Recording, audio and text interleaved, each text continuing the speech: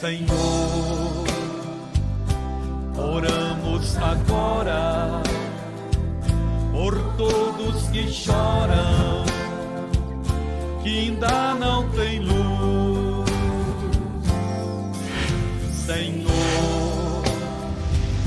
dá a eles o pão.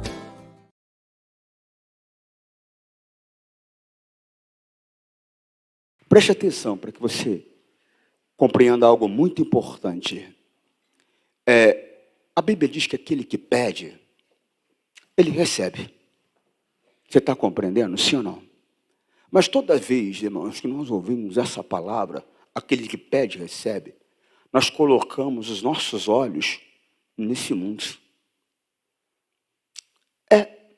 Por quê? Porque nós aprendemos assim. Aquele que pede, recebe. Então, a pessoa para e ela coloca os olhos dela nesse mundo. Aí ela pede por uma solução financeira, ela pede por uma solução familiar, ela pede por uma solução conjugal, ela pede por uma solução em outra área da vida. E é errado, pastor. Não, eu não disse que é errado. Eu não disse que é errado. Eu só disse, e só vou dizer, e vou mostrar para você, que não é que é errado. É que, na verdade, quando ele fala aquele que pede, recebe, tem muito mais coisa para você pedir. E coisas mais importantes para você pedir. Mais importante, pastor, do que ter uma vida financeira regada? Sim, tem. Mais importante, pastor, do que ter saúde? Sim, tem. Mais importante, pastor, do que ter uma vida familiar feliz e abençoada? Sim, tem. Tem coisas mais importantes.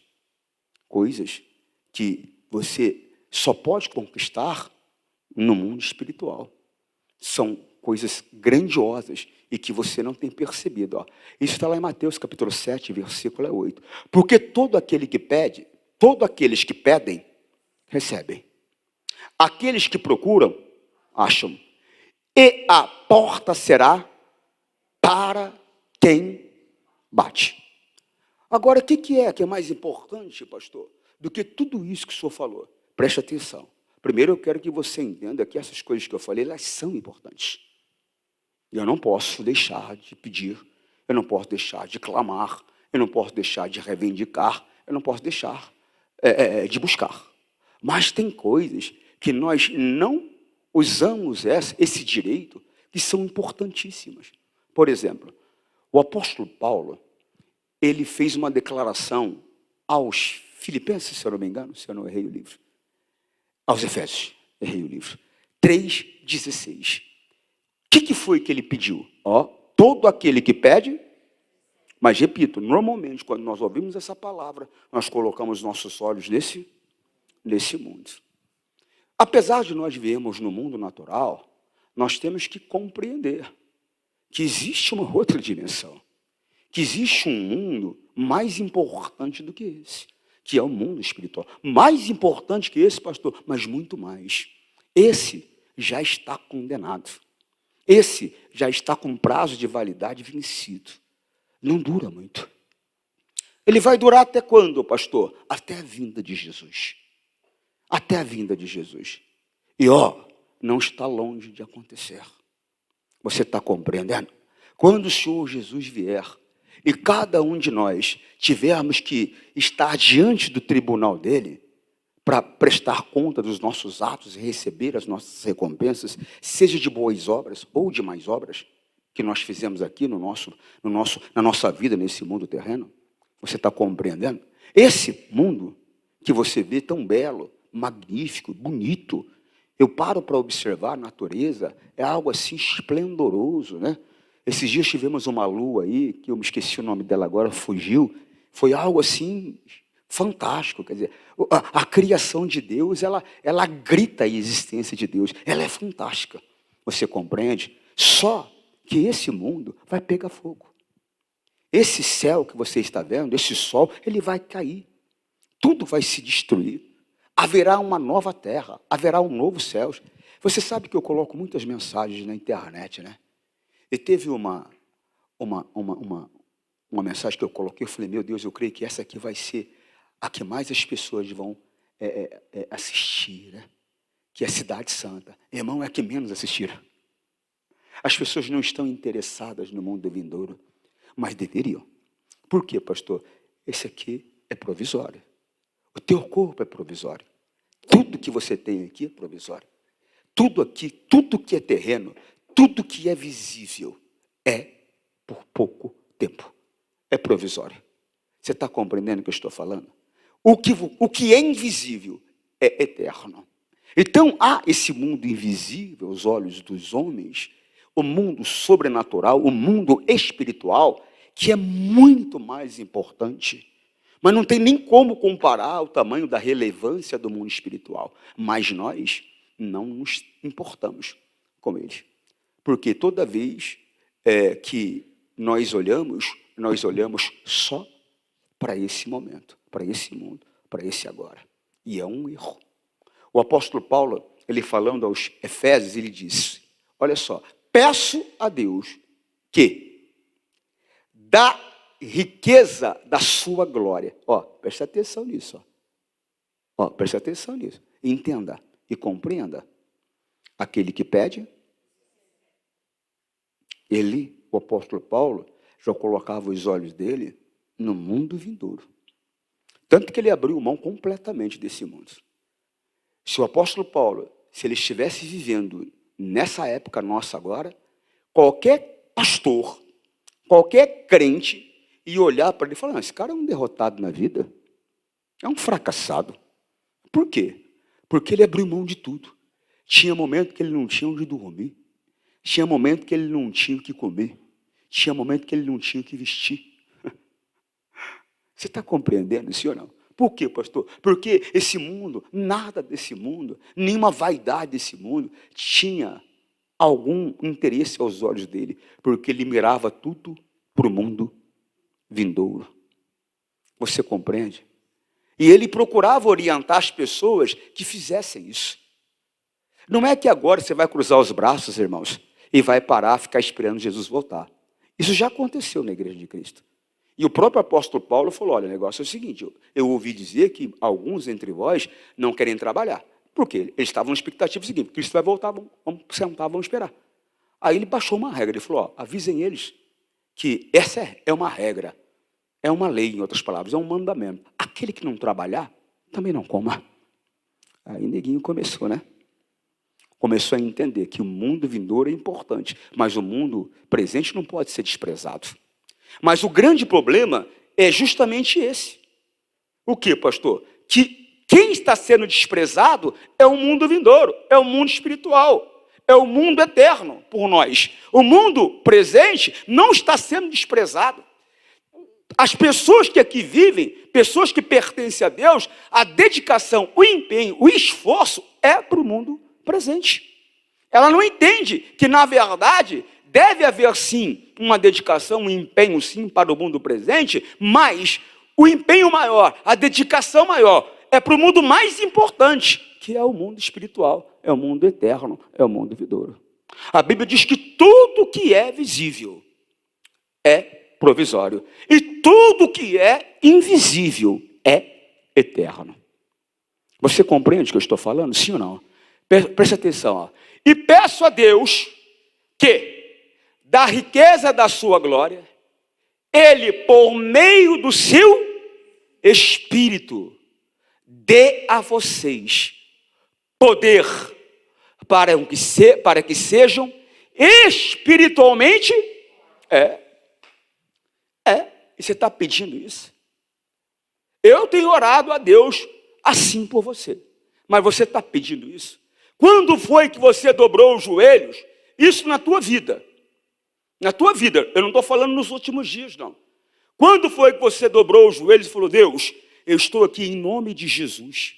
E eu peço que o Senhor, na grande riqueza da tua glória, meu Deus, conceda a mim, por meio do Espírito Santo, que o meu espírito seja forte. Que eu seja forte espiritualmente. Quando foi? Agora, com certeza, você já dobrou os joelhos e falou, Deus, ajuda minha filha. Deus, ajuda o meu marido. Deus, ajuda a minha vida financeira. Deus, abre a porta para mim nisso. Deus, resolve esse problema aqui. Pai, eu estou com um problema acontecendo aqui no casamento. Pai, ajuda o meu casamento. Repito, tudo isso é necessário e é importante, tá? Mas o que não pode ser negligenciado, e tem sido negligenciado, é o mundo vindouro. É o mundo espiritual. Ninguém se importa em fazer nada para que no mundo espiritual se tenha vantagens, se conquiste as grandes bênçãos que estão à nossa disposição no mundo espiritual. Estamos preocupados em receber, sim, e buscamos, e nos esforçamos para as coisas naturais. Repito, não é errado lutar pelas coisas naturais. Não é errado. Mas o errado é negligenciar o mundo espiritual. E nós estamos negligenciando. Olha lá. Segunda carta aos Coríntios 4:18. Não atentando nós nas coisas que se veem.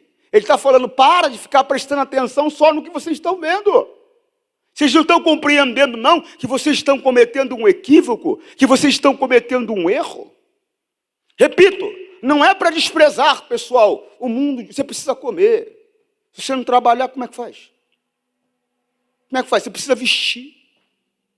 Você precisa fazer o que Jesus fazia. O que ele fazia? Ele usava o poder do nome que Deus deu a ele, o nome dele, para defender o povo. Você precisa usar o poder do nome de Jesus para defender a tua casa, defender o teu casamento, defender a tua fonte de renda, defender a tua saúde e tudo mais.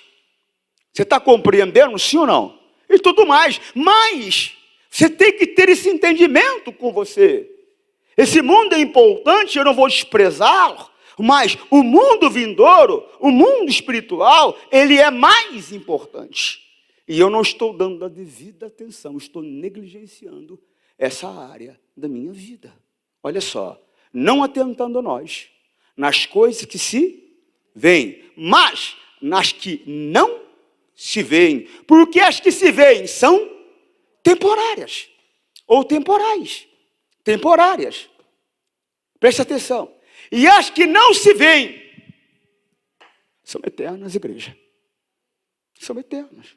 Mas nós estamos negligenciando. Irmão, eu tenho lá o meu negócio. Eu não estou bem. Não estou bem. Sei lá, uma febre, uma gripe.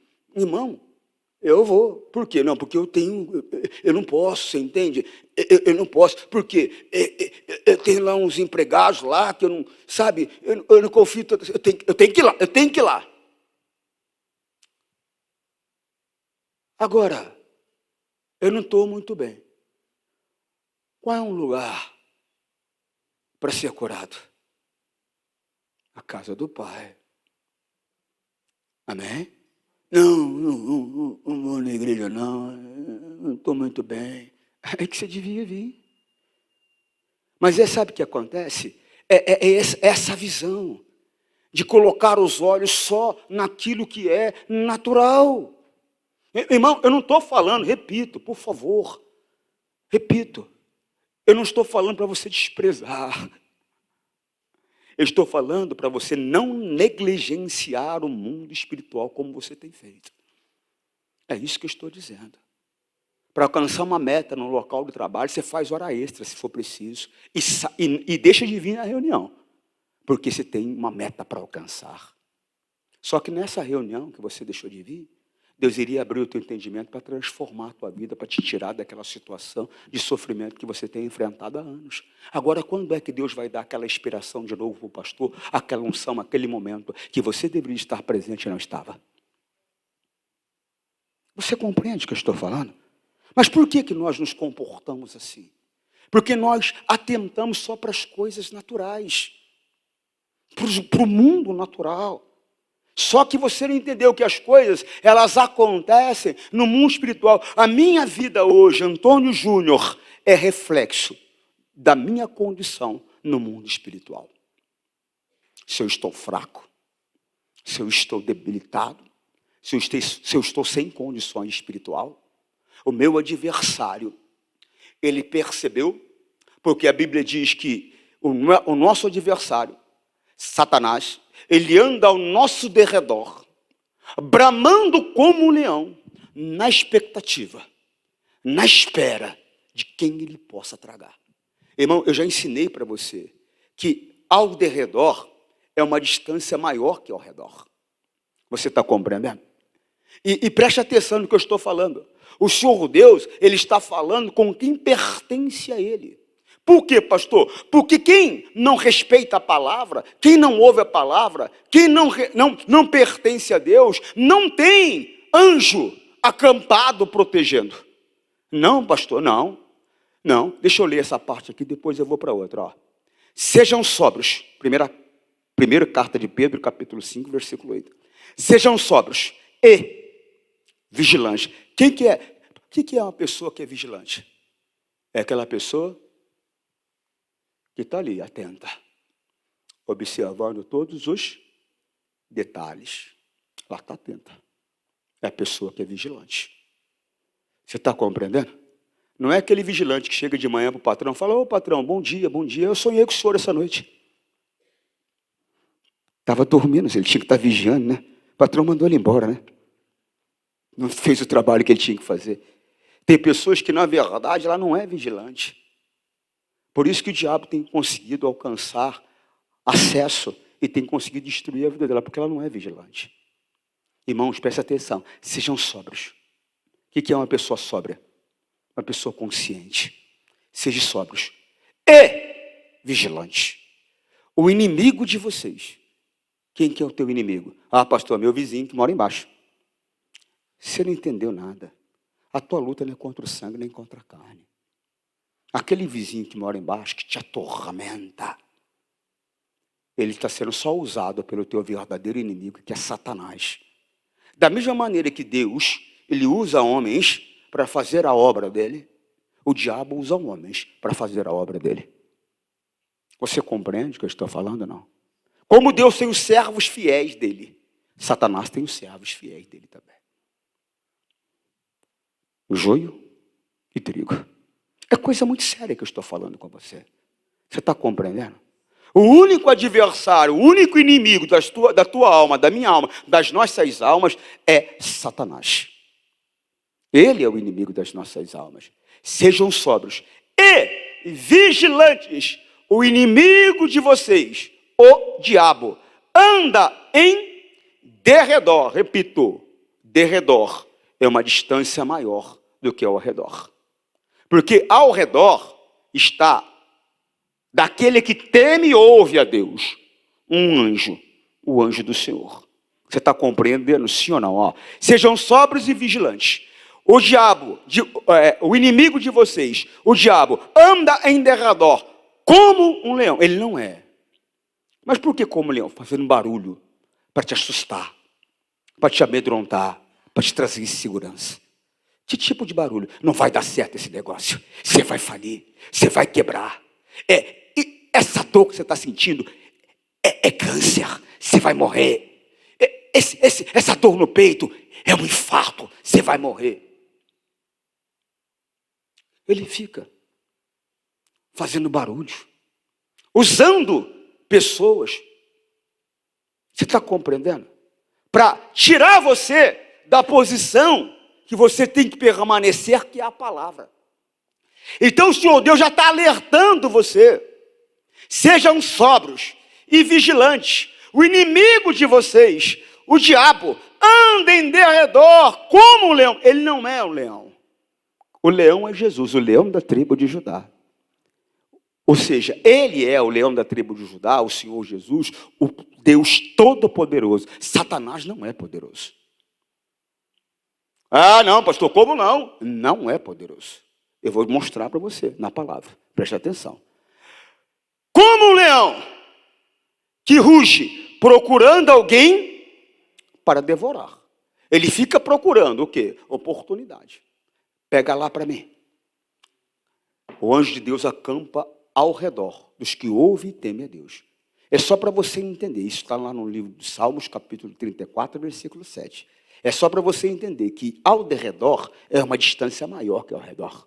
Ao redor está, mas presta atenção, não fica se enganando não. Está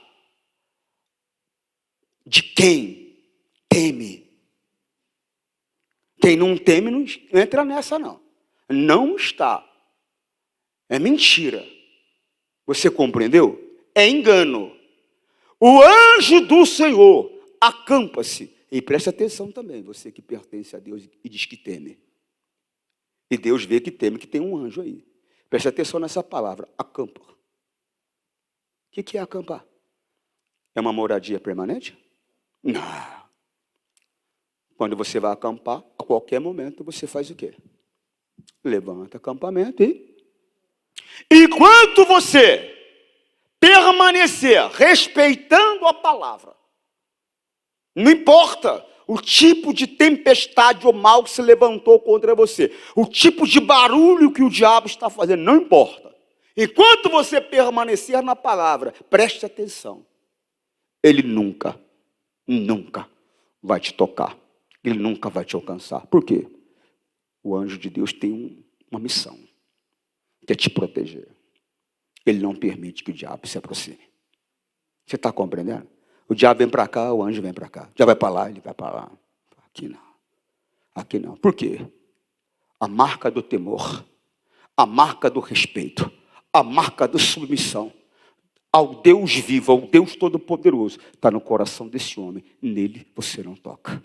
Nela você não toca. Nele você não chega. Nela você não chega. E eu vou falar uma coisa para você. Muito séria. Tem muitos que o diabo só não destruiu porque Deus tem alguém que ele ama e que está intercedendo por essa pessoa. Senão já teria ido embora há muito tempo. Muitas vezes é o pastor que está intercedendo. Às vezes é o pai. Às vezes é a mãe. A mãe que se maltrata é ela que está chorando. Deus, tenha misericórdia do meu filho. Eu amo, Pai. Não deixe que o diabo destrua. Por amor de mim. Sou tua serva. E Deus olha. E cada vez que o diabo vai para arrebentar, Deus lembra da serva dele. E Deus fala, não deixa. Não deixa. Protege ele, anjo. Protege ele, anjo. Irmão, desperta em nome de Jesus Cristo. Você compreende o que eu estou te falando? Eu peço a Deus por você, eu clamo a Deus. E tenho clamado para que Ele te fortaleça espiritualmente.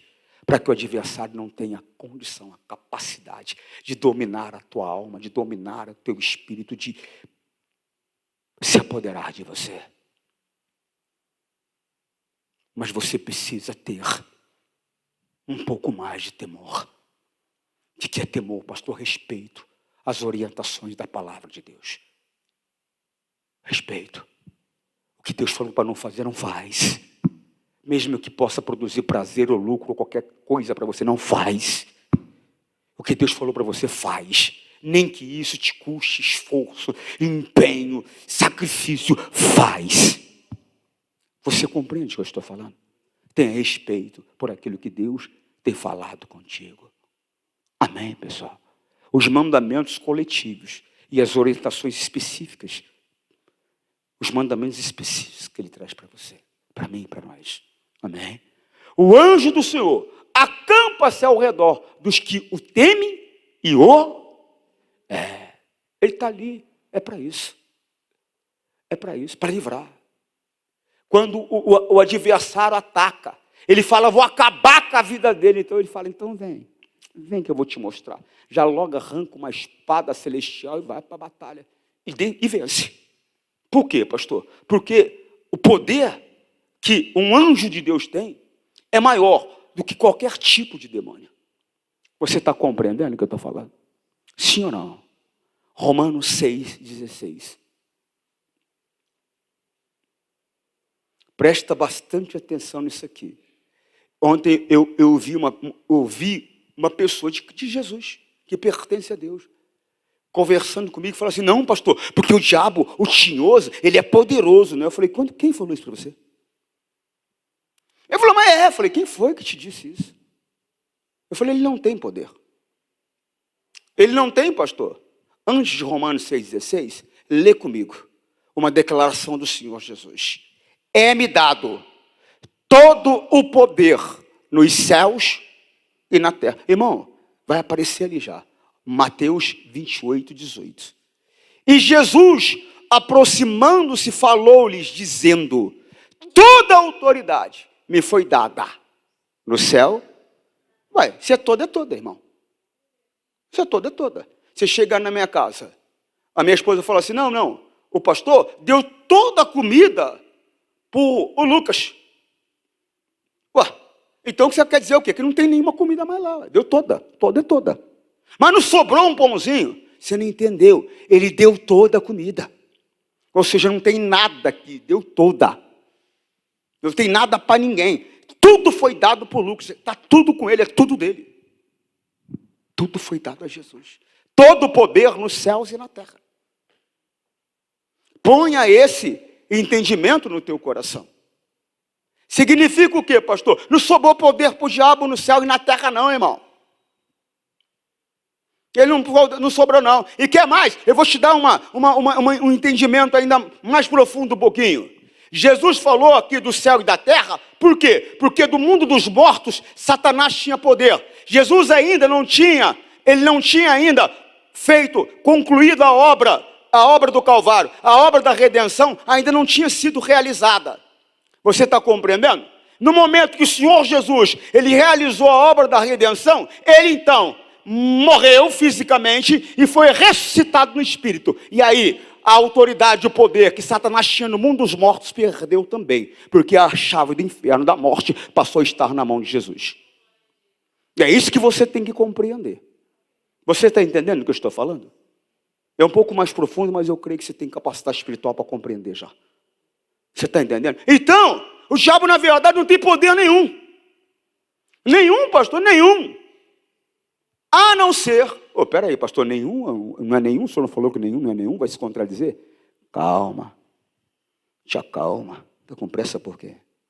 A não ser o poder que Jesus deu para eles. Jesus deu poder para o diabo, pastor? Romanos 6,16. Será que vocês não sabem? Será que vocês não sabem que ao se oferecerem como servos da obediência, vocês são servos daquele a quem obedeceis? Seja do pecado, que leva à morte, ou da obediência que o conduz. Quem é Jesus? Quem é Jesus? A palavra. Então o poder que o diabo tem é esse poder que a palavra está dando. Jesus. E qual é o poder, pastor? De dominar aqueles que fazem a vontade dele. Você compreende, sim ou não? Poder para dominar a vida dessas pessoas. Poder para destruir a vida dessas pessoas. Ele tem. Agora, para tocar, para destruir, presta atenção, para agir na vida de quem teme, de quem se submete, de quem respeita a palavra, ele não tem. Agora, presta atenção no detalhe aqui. Coloca na linguagem de hoje, só para mim dar uma olhadinha. Pois vocês sabem muito bem que quando se entregam a alguma pessoa para ser escravos dela, são, de fato, escravos dessa pessoa a quem vocês obedecem. Assim sendo, vocês podem obedecer ao pecado, que produz a morte, ou podem obedecer a Deus e ser aceito por Ele. Vamos na Nova Almeida atualizada. Por quê, pastor? Eu quero que fique bem claro o teu entendimento.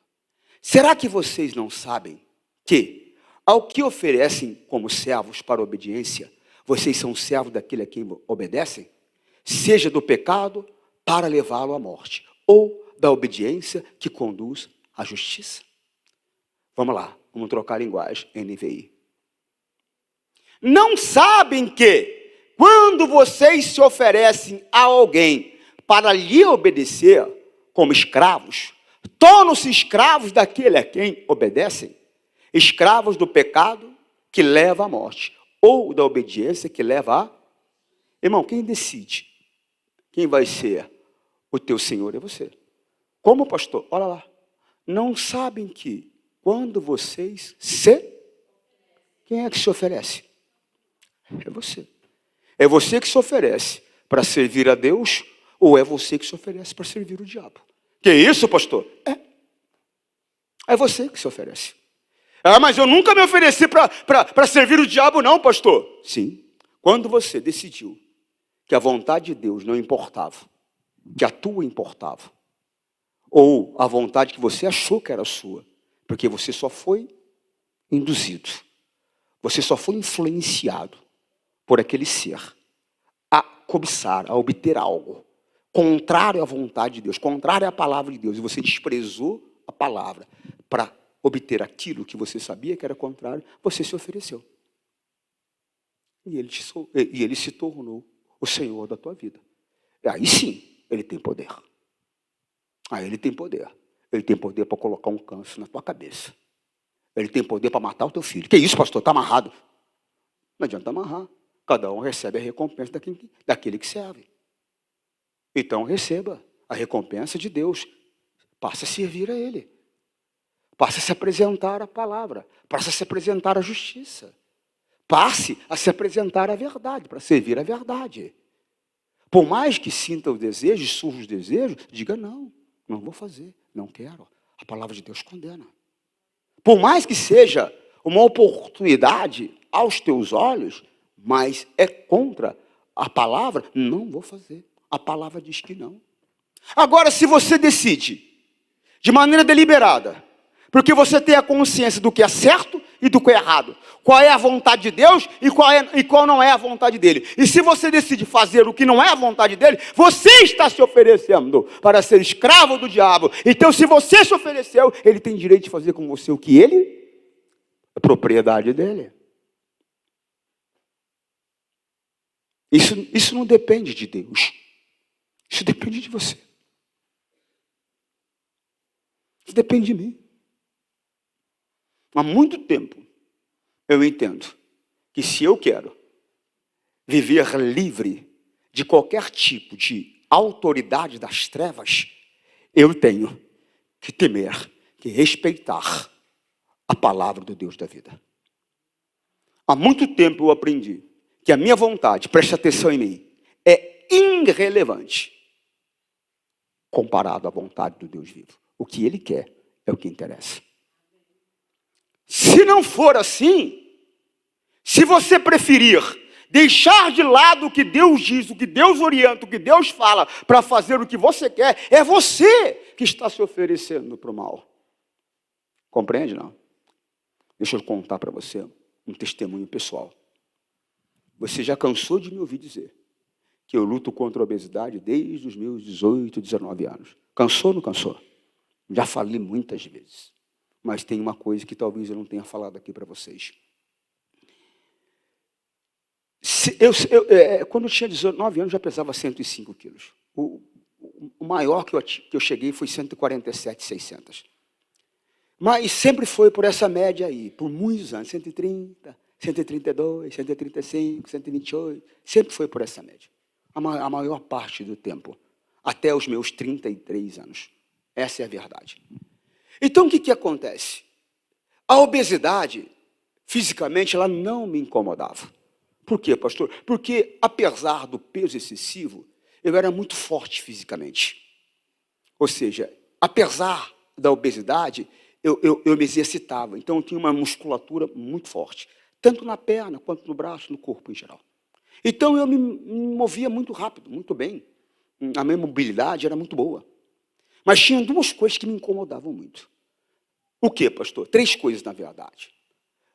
A primeira delas, quando eu olhava no espelho, a roupa que eu colocava podia ser a melhor, a mais cara, a mais bem apresentável. Não ficava bom para mim.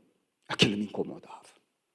Tanto que, se você for observar e ver, o certo de usar terno seria assim. Terno, blazer, seria dessa maneira. Mas você vê que eu nunca uso assim. Eu sempre uso assim. Por quê? Um vício que eu peguei. Por quê? Porque se fosse usado do jeito certo, ficava a barriga caindo. E aquilo me incomodava. Então eu usava aquele terno, mesmo que estivesse meio apertado, eu usava. Por quê, pastor? Porque me incomodava quando eu olhava no espelho. Outra coisa que me incomodava, eu olhava para a televisão. Eu era tão grande que parece que eu pegava a tela inteira. E olha que eu ainda reclamava com quem trabalhava comigo, porque existe 2 tipos de imagem de câmera quando você está gravando televisão, né? É a americana e a 3x4. Eu falava, coloca só 3x4, não coloca a americana. E eles me ouviam, mas mesmo assim, mesmo a 3x4, me incomodava. Mas tinha uma coisa que me incomodava mais que tudo.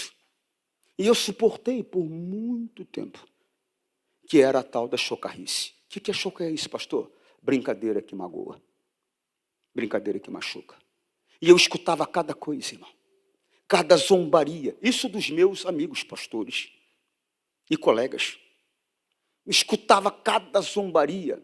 E aquilo me machucava, mas eu orava e ficava tudo bem. E daqui a pouco acontecia de novo, eu orava. Às vezes, eu sabia que eu ia encontrar aquele grupo, já tinha tanta resistência no coração, porque eu já sabia. Quando morrer, vai precisar de 2 anos para levar para o céu. E tantas outras coisas que eu via. Olha o jeito que ele está andando, né? Vamos ter que colocar ele dentro de um poste de hipoglós. E tudo aquilo parecia, e aquilo machucava. Você está compreendendo? Mas até então, repito, me incomodava muito, mas eu contornava. Mas teve um dia que fizeram uma brincadeira comigo, que eu fiquei indignado. E o pior, que era o meu melhor amigo. E eu fiquei indignado. Eu fiquei tão revoltado, que no local onde eu estava, o que eu fiz? Eu não falei nada, só olhei, desci, catei o meu carro e vim embora. Eu era pastor em Itaquera naquela época. A Radial Leste, ela terminava no terminal Itaquera. Você compreende? E eu vim. A Radial Leste inteira. Não saiu um palavrão da minha boca, você pode ter certeza que não. Mas eu estava revoltado, cheio de raiva, cheio de sentimento, cheio de ódio, rancor, porque vai crescendo. Você compreende o que eu estou falando?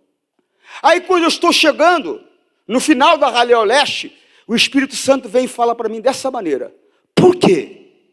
Encheu Satanás o teu coração. Eu falei, Você está brincando comigo? Eu falei, não viu não o que aconteceu? O que eles fizeram? Espírito Santo, novamente, paciente. Por quê? Encheu Satanás o teu coração. Em outras palavras, por que você deixou o diabo encher o teu coração de mágoa, de rancor, de raiva, de ressentimento, de ódio? Por que você deixou?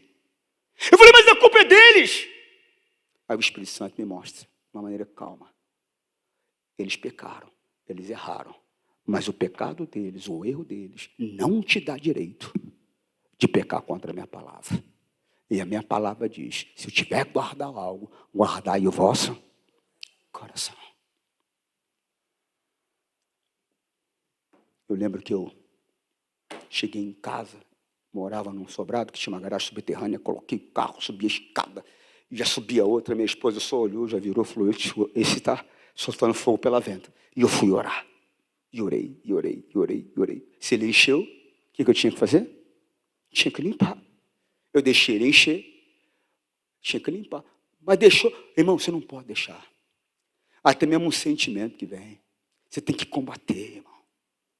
Você está compreendendo? Você tem que combater. Porque aquilo ali é uma armadilha. Aquilo ali é uma cilada para Satanás entrar no teu coração. Lembra que eu falei que o anjo do Senhor acampa ao redor daqueles que ouvem e temem? Sim ou não? Então, no momento que eu permiti que meu coração fosse cheio daquelas coisas, eu saí da palavra. Olha lá, Provérbios 4:23. De tudo que se deve guardar, guarde bem o seu coração, porque dele procedem as fontes da vida. Irmãos, eu tinha que ter combatido, eu tinha que ter repreendido, eu tinha que ter lutado, mas como a dor foi grande demais, para mim, naquele momento, eu me entreguei ao sentimento, irmão. Eu me entreguei. E eu comecei, então, em casa, a combater, orar. Quando eu estava com o coração já limpo, esse meu amigo me liga, chorando, me pedindo perdão, porque o Espírito Santo pegou ele na outra ponta e, deu-lhe uma bronca, deu-lhe uma dura. Ele falou, eu nunca mais vou brincar com você.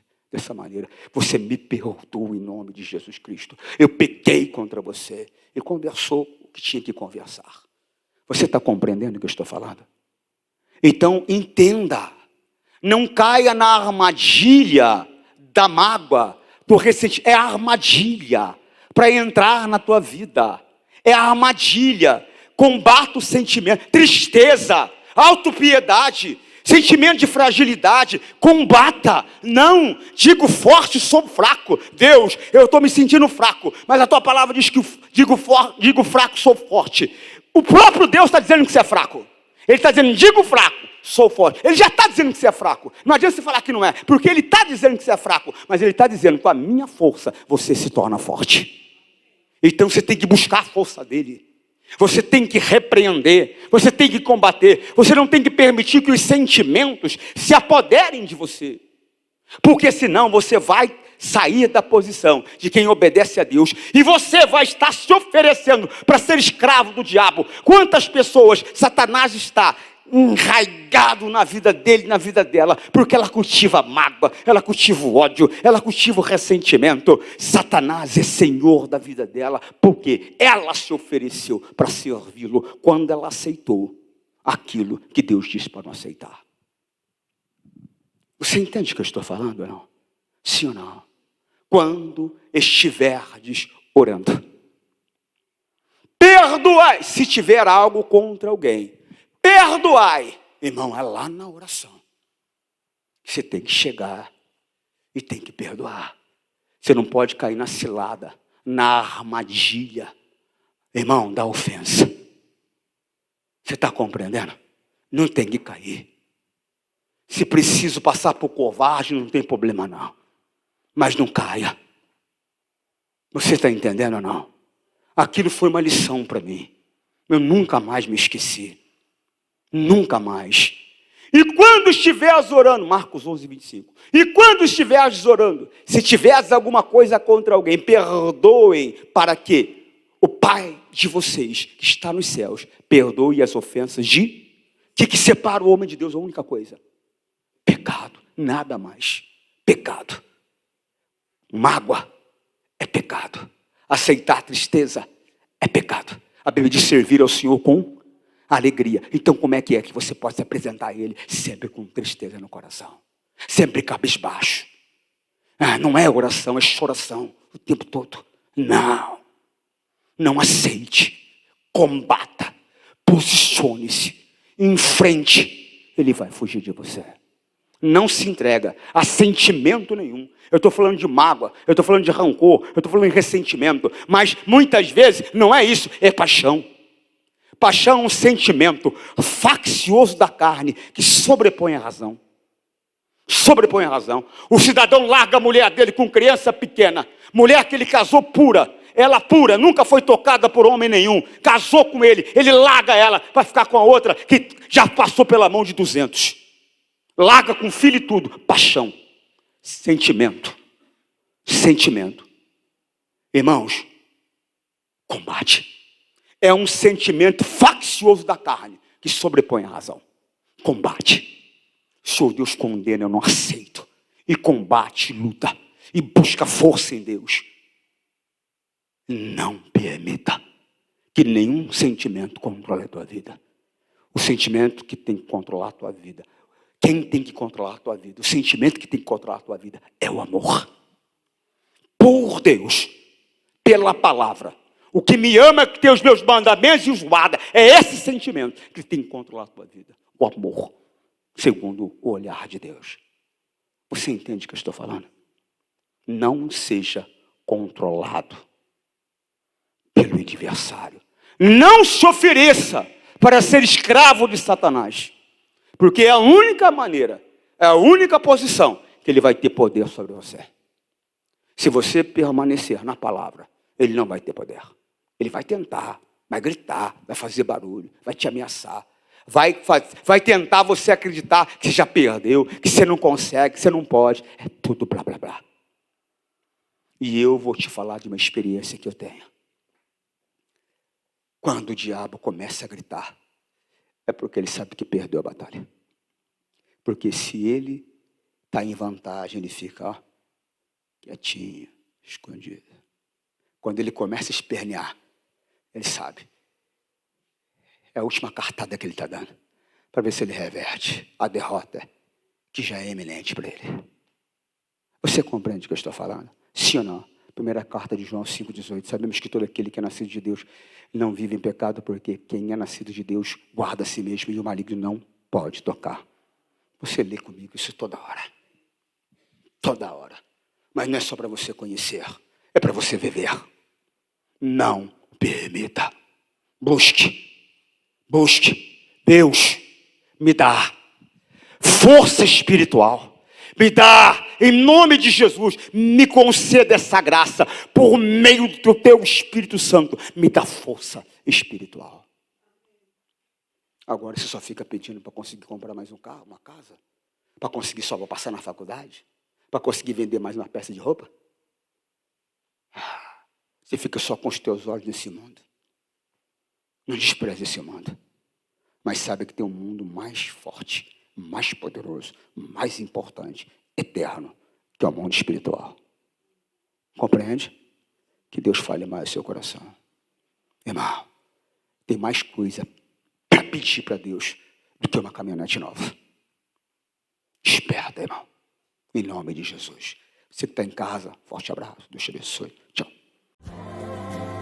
Senhor, nós rogamos isto em nome de Cristo, para sempre, amém.